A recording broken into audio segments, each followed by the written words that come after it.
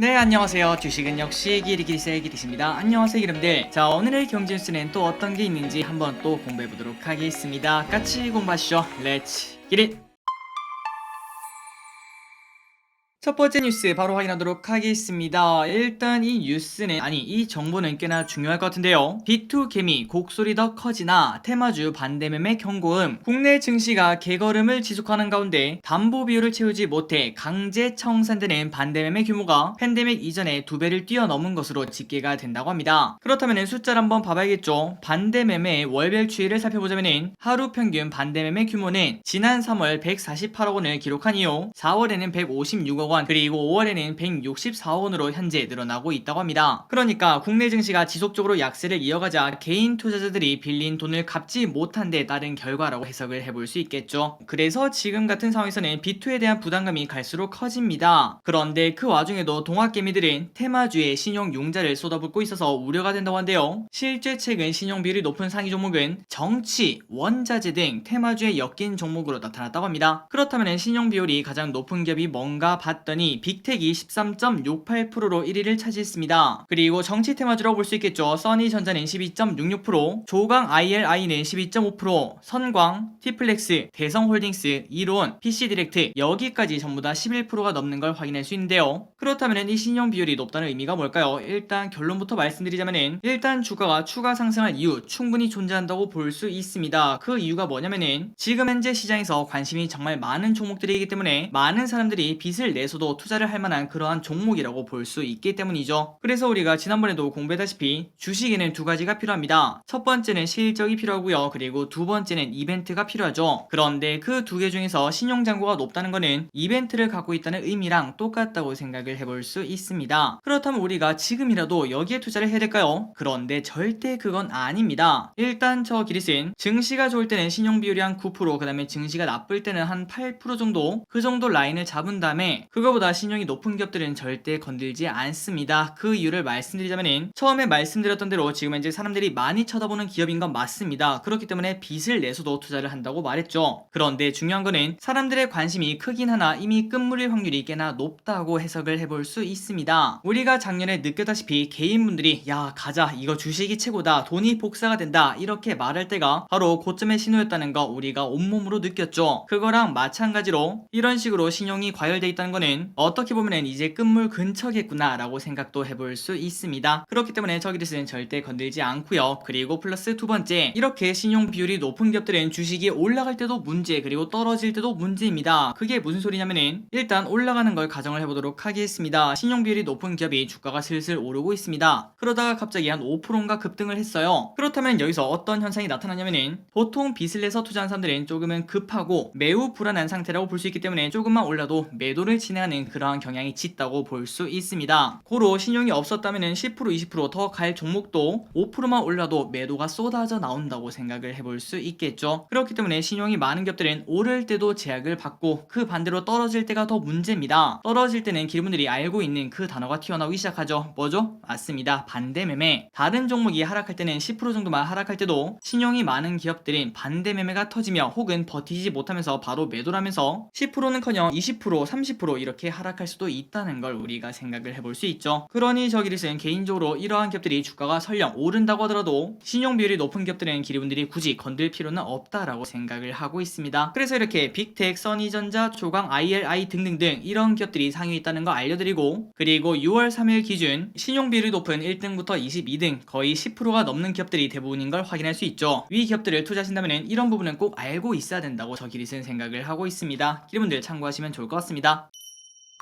다음 뉴스입니다. 한번 증시에 관련된 뉴스 빠르게 세 가지만 보도록 할게요. 미국 소비자 물가 FOMC의 관망심리 상승, 업종 순환매 대응 필요. 중국에서 리오프닝 기대감이 번지며 직전 거래일 글로벌 증시 상승세에 영향을 줬습니다. 그러니까 중국발 호재에 어제 증시가 꽤나 좋았다고 볼 수 있겠죠. 그런데 그 와중에 갑자기 미국에서 인플레 우려가 터지면서 10년물 금리가 3.0을 돌파를 했다고 합니다. 그래서 또다시 미국의 발작 버튼이 눌렸다고 볼 수 있겠죠. 결국 미국은 어제 상승장을 반납하고 마무리가 악재가 되었습니다. 그리고 오늘 선물 시장에서도 크게 빠지고 있죠. 그래서 결국 돌아온 인플레 이러한 악재 때문에 미국 소비자 물가 지표 이번 주에 발표가 되죠. 그리고 6월 FOMC를 앞두고 관망 심리가 높아질 수밖에 없는 상황이라고 합니다. 그런데 중요한 건 바로 이겁니다. 이때까지 우리에게 가장 큰 악재가 두 가지가 있었는데 첫 번째는 인플레고 그 다음에 두 번째는 중국의 봉쇄였죠. 하지만 중국의 봉쇄가 이제 풀린다고 합니다. 삼성증권 연구원은 베이징 당국은 일부 구역을 제외하고 대부분 지역에서 대중교통을 재개하기로 결정했다며 일부 수용인원 제한이 있지만 영화관 등 상업시설도 영업이 허용되었고 상해와 베이징의 신규 확진자 수도 크게 감소한 것으로 알려졌다고 설명했습니다. 고로 중국발 리스크는 이제 슬금슬금 사라지고 단순히 이 악재만 사라지는 게 아니라 이 악재가 호재로 변하는 걸 우리가 확인할 수 있을 것 같습니다. 바로 중국이 경기 부양을 할 거라고 충분히 예상을 해볼 수 있기 때문이죠. 그렇다면 이제 남은 거는 딱 하나 인플레밖에 없는데 미국 소비자 물가 지표 그리고 6월 FOMC 이 두 가지를 바탕으로 해소가 되는지 우리가 확인할 필요가 있습니다. 다음입니다. 지난주 한국 증시에 외인의 순매수세가 나타났다고 하는데 한번 확인해 보도록 할게요. 지난주 국내 증시는 기관과 개인이 순매도를 하는 가운데 외국인이 무려 1조 3천억이나 순매수를 했다고 합니다. 참고로 외국인이 1조 원 이상의 순매수를 보인 것은 16주 만으로 원달러 환율 하락 등 매크로 환경 변화에 기인을 했다고 해석을 해볼 수 있다고 합니다. 그렇다면 이렇게 외국인이 돌아올 때 어떠한 기업이 올랐고 그리고 외국인이 어떠한 걸 샀는지 이거는 진짜 중요할 것 같은데요. 어떤 기업이 올랐나 봤더니 업종별로는 에너지가 6%, 그리고 화학이 5.4%, 소프트웨어는 4.3%, 호텔 레저 서비스가 3.4%로 이러한 섹터가 순차적으로 강세를 보였으며 그리고 이 중 화학, 그 다음에 호텔 레저 서비스는 외국인과 기관 양쪽에서 매수 상위 업종에 랭크가 되었다고 합니다. 그러니까 우리가 이번 주에도 이러한 기업들이 좋은 흐름을 나타낼지 관심 있게 볼 필요가 있다는 거겠죠. 그리고 그 와중에 국내 증시와 선진국의 이익 전망치 컨센서스는 꾸준히 상향 조정되고 있다고 합니다. 이 말을 정말 쉽게 말하자면 그냥 말 그대로 우리나라 기업 그 다음에 선진국의 기업들이 돈을 잘 벌 것으로 현재 예상이 된다고 해석하시면 될 것 같습니다. 그렇다면 어떤 일이 일어날까요? 주가는 이익의 함수다 이런 말이 있죠. 결국은 실적 전망치가 지속적으로 올라간다면 주가도 당연히 올라갈 수밖에 없을 것 같습니다. 그리고 계속 이어서 보자면 코스피의 경우 이익 전망치 하향 조정에 대한 우려가 있었으나 12개월 선행 영업이익은 리오프닝 업종 그리고 에너지 소재 등을 중심으로 현재 270조 3천억 원 수준까지 6주 연속 상향 조정을 하고 있다고 합니다. 그러니까 이러한 데이터를 기반으로 보자면 코스피의 추가 상승을 기대를 해볼 수 있다는 거겠고 그리고 그 와중에 리오프닝 에너지 소재 이러한 섹터를 우리가 관심 있게 볼 필요가 있다고 볼 수 있습니다. 그렇다면 이번 주 증시 전망을 한번 이어서 보도록 할게요. 공포심리 완화 코스피 2700 뚫나 전문가들은 이번 주 코스피가 2600에서 2720 사이에서 움직일 것으로 내다봤다고 합니다. NH투자증권은 완만하게나마 인플레이션이 완화되고 그리고 고용이 둔화될 징후가 조금씩 나타나면서 연준의 긴축적 통화정책의 강도가 약화될 것이다. 이러한 시장의 기대가 높아지고 있다고 합니다. 그러니 결국 여기서도 인플레 그리고 금리에 대한 이야기라고 볼 수 있겠죠. 또한 그 와중에 원유 증산에 따라 국제유가 안정이 기대가 되는 것 이 역시 호재로 작용할 것으로 보인다고 한데요. 말 그대로 유가가 떨어진다면 우리 인플레가 잠잠해진다고 볼 수 있겠죠. 당장 우리가 타고 다니는 자동차 유지비가 떨어진다고 볼 수 있으니까요. 그런데 아직까지는 뚜렷한 매수 주체가 없는 점이 부담이라고 합니다. 특히 외국인 투자자의 매수세가 아직까지는 여전히 약하기 때문에 지난주에 한번 1조 넘게 돌아오긴 했지만 아직까지는 진짜 미약하다고 생각을 해볼 수 있겠죠. 고로 상승 탄력이 둔화된 상태라는 분석을 해볼 수 있다고 합니다. 그렇기 때문에 당분간은 인덱스 대신에 낙폭이 과대한 개별 종목 위주로 접근하는 것이 좋다고 한데요. 앞으로 주가는 인플레가 조금 잠잠해지면서 상승할 것으로 예상이 되기 때문에 선제적으로 차기 주도주를 투자 포트폴리오에 담아야 된다 이러한 조언이 나온다고 합니다. 그래서 삼성증권의 향후 국내 시장을 주도할 종목으로 자동차, 2차 전지 등 모빌리티 관련주를 제시를 했다고 하네요.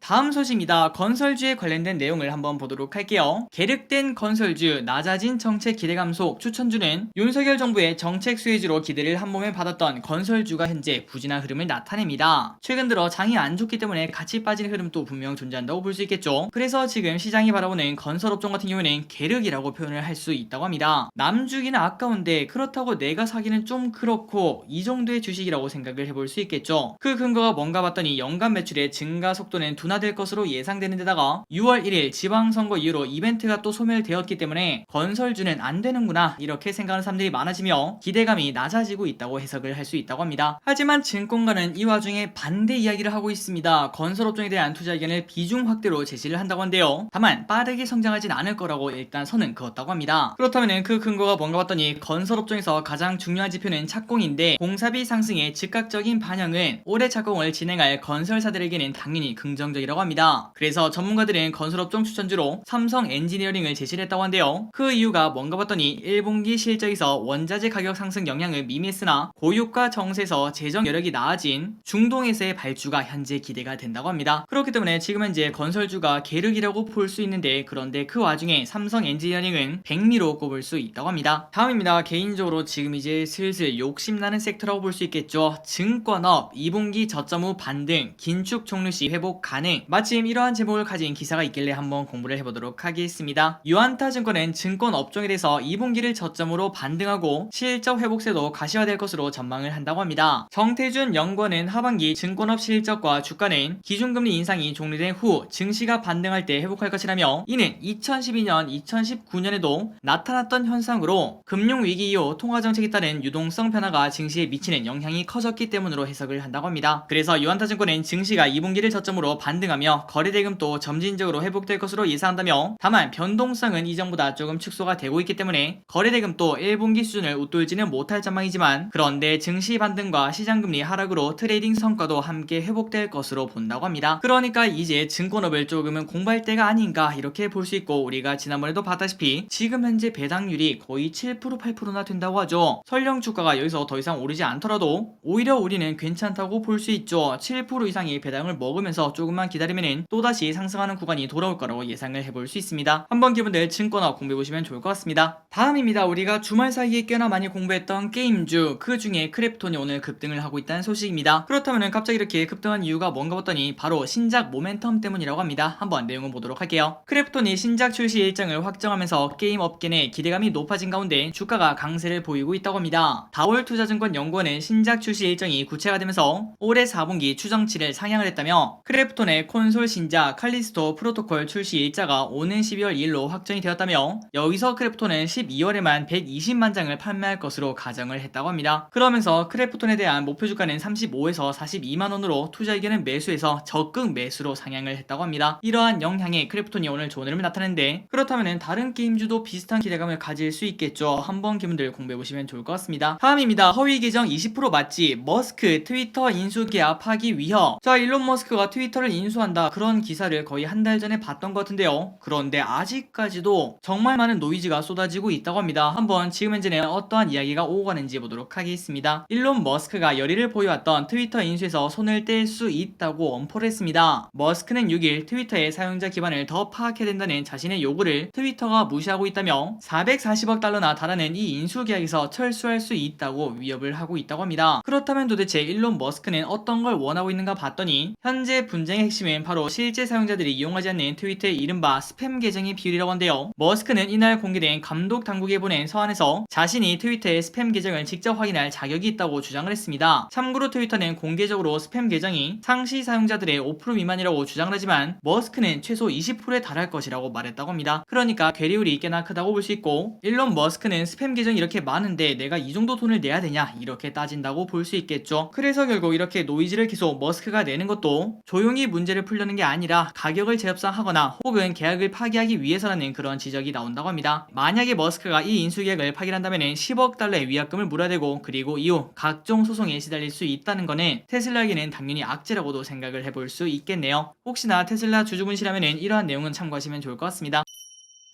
다음입니다. 남성 커트값이 2만원, 서비스료도 불 붙었다. 국제유가, 곡물 가격 상승이 주도하던 인플레이션 불길이 서비스 물가 상승으로까지 옮겨붙고 있다고 합니다. 한 그릇에 8,000원 하던 국밥은 만원. 야, 진짜 비싸네요. 그리고 이성을 만날 때 드는 비용이 무서워서 소개팅까지 피하는 세상이 오고 있다고 합니다. 진짜 인플레가 심각하다고 볼 수 있겠죠. 게다가 그 와중에 서울 성동구의 한 미용실은 남성 커트 가격을 18,000원에서 2만원으로 인상을 했다고 한데, 인건비와 제품 가격이 일제히 오른 탓이라고 합니다. 그런데 우리가 지금 딱 생각을 해봤을 때, 아니 길이 근데 전세기가 뭐 인플레인 건 알겠어. 그런데 그 와중에 이러한 서비스 업종은 그러한 인플레 타격이 좀 적지 않을까? 그렇다면 지금 국제유가가 오르고 곡물가가 오른다고 서비스 가격이 크게 오를 이유는 딱히 없을 것 같은데, 충분히 그런 생각을 해볼 수 있습니다. 그래서 실제로도 국제유가 같은 원자재 가격의 영향을 덜 받는 서비스 업종은 변동성이 크지 않은 게 대표적인 특징이라고 합니다. 하지만 올해 들어서 결국 서비스 물가까지 급등을 하고 있다는 거겠죠. 말 그대로 인력만 들어가는 대리운전, 신용운전 13%, 세차료 9%, 간병비 7% 급등 등 개인 서비스 물가는 2008년 이후 최대 상승을 현재 보여주고 있다고 합니다. 그렇다면 이게 도대체 어떤 신호인가 봤더니 조금은 심각한 신호라고 한데요. 이러한 서비스 가격이 대부분은 인건비의 영향을 받는데 서비스 가격 급등을 놓고 전문가들 사이에서는 물가가 일단 상승을 하고 그리고 물가가 상승하니까 당연히 임금도 인상이 되고 그런데 여기서 또다시 물가가 상승하는 이러한 수레바퀴가 시작되었다는 신호라는 우려도 현재 생긴다고 합니다. 그러니 임금발 물가 상승이 본격화되었다는 건데요. 그렇다면 여러분들 임금이 인상했는데 추가 물가 상승이 나오는 이유가 뭘까요? 맞습니다. 그냥 한 예로 식당에서 이제 일하는 알바생이 있는데 그 알바생이 몸값이 올라가면은 당연히 음식값도 올라갈 수밖에 없겠죠. 그렇기 때문에 임금 인상은 결국 추가 물가 상승의 원인으로 생각을 해볼 수 있습니다. 그리고 그 대표적인 서비스료가 지금 이제 불붙고 있다는 소리겠죠. 갈수록 답답해지는 상황이라고 볼 수 있습니다. 다음 뉴스입니다. 소주대란 진짜 오나 화물연대 총파업을 시작을 했다는 소식입니다. 화물연대 소속 일부 화물차주의 파업으로 국내 소주 시장 점유율 65%로 1위를 차지하고 있는 하이트진로의 소주 출고가 원활하지 않다고 합니다. 이 때문에 소주 공급 부족 사태가 발생하는 것 아니냐 이런 우려가 나온다고 한데요. 그런데 저기릿은 솔직히 타격을 받아봐야 얼마나 받을까 라는 생각을 해봤는데 그런데 데이터를 보니까 이게 심각한 상황이더라고요. 관련 업계에 따르면 하이트진로 소주 생산의 70%가량을 담당하는 이천 청주 공장의 지난달 중순 이후 소주 출고량이 평소의 59%로 떨어졌다고 합니다. 게다가 지난 2일에는 이천 공장의 생산마저 중단이 되었다고 한데요. 이튿날인 지난 3일 생산이 재개가 됐지만 공장에서 지금 소주를 꺼내오지 못한다고 합니다. 물론 그런 일이 쉽게 생기진 않겠지만 나중에는 마트를 가도 소주 인당 2병만 사세요 이런 글씨도 확인할 수 있을 것 같습니다. 그런데 개인적으로 저기릿은 소주파가 아니라 맥주파라서 그나마 다행이다 라고 생각을 했지만 한편 화물연대 총파업은 소주뿐만 아니라 맥주 공급에도 문제를 야기할 수 있다고 합니다. 완전 망했다고 볼 수 있겠죠. 올해 1분기 기준 국내 가정 맥주 시장 점유율 53%로 1위를 차지하고 있는 오비맥주도 화물연대 소속 차주들과 계약을 맺고 있는데 이들이 7일 총파업을 시작을 한다고 합니다. 오늘이죠 오늘. 그러니 기분들이 주류를 좋아하신다면 이번 기회에 조금 사놓는 것도 괜찮을 것 같습니다. 그런데 화물연대의 총파업 소식이 소주와 맥주에만 영향을 주는 게 아니라고 합니다. 이제는 포항 철강산업단지 출하 차질까지 빚어질 거라고 한데요. 자, 화물연대가 오늘부터 총파업에 들어감에 따라 경북 포항 철강산업단지 기업들이 촉각을 곤두세우고 있다고 합니다. 오늘 오전 10시에 화물연대는 포스코 본사 앞에서 출정식을 진행한 바 있다고 한데요. 참고로 화물연대는 2020년부터 시행에 들어간 안전운임제 폐지 철회를 요구를 했다고 합니다. 그래서 결국 화물연대 파업에 따라 당장 포항에 있는 철강업체들의 물류가 차질을 빚을 것으로 우려가 된다고 한데 그렇다면 여기도 그렇게 타격이 클까라고 데이터를 봤더니 하루 물동량이 약 5만 톤 정도가 되는데 화물연대 파업으로 약 2만 톤 출하가 지연 예상이 된다고 합니다. 그러니 여기도 거의 반 가까이 지연이 된다는 거겠죠. 심각한 상황이라고 볼 수 있습니다. 당연히 모두가 원하는 게 다르기 때문에 이러한 갈등은 생길 수밖에 없다고 볼 수 있겠지만 그런데 우리나라 산업에 피해를 주는 이러한 영향이 그렇게 크지만 않게 조금 빨리빨리 좋은 합의를 봐서 끝냈으면 좋겠습니다.